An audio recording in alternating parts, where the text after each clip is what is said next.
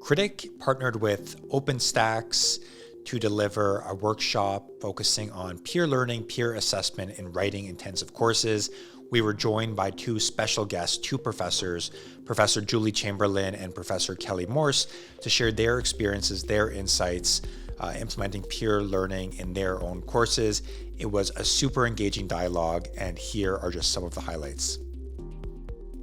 What I like to build into my composition courses are scaffolding to move from one set of learning criteria and then build on it throughout the whole semester. They start out with a smaller rubric that maybe works on a few key skills like clarity and simply being able to articulate another writer's argument.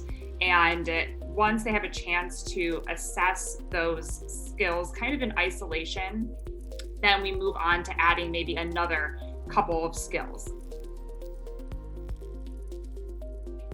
In-person peer review goes to the quick thinking, and not necessarily, it goes to one sort of learner is gonna do best, and then all these other learners, they don't get a chance to shine in, and instead I'm just creating anxiety, I realize. Versus now, in the evaluation stage, I give them 4 days to evaluate an average of 3 peer papers. And so a student can have time, they can read it as fast or as slow as they want to. They can come back and look at the rubric again and again. They can stop and think and compose a real reply.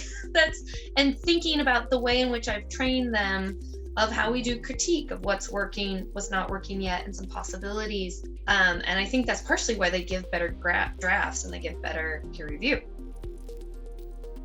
And so the framework creates this positive feedback loop where I can say, like, look, your peers are doing it. Like, I don't have to argue with them because I can just spotlight. If somebody's giving poor peer review, then they see the spotlight, they see what their other peers are doing, they see what their peers are doing for their work.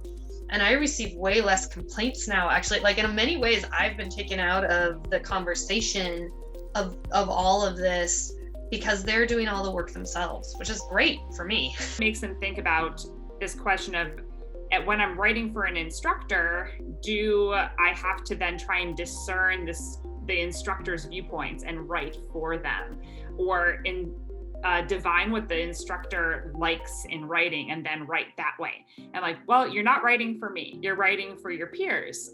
So there's no way that you're going to please every single peer with your arguments, unless that argument is really convincing and well supported and clear.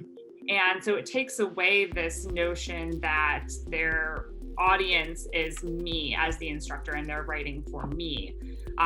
But it also helps me kind of see, when I read their responses to each other, what they're picking up on.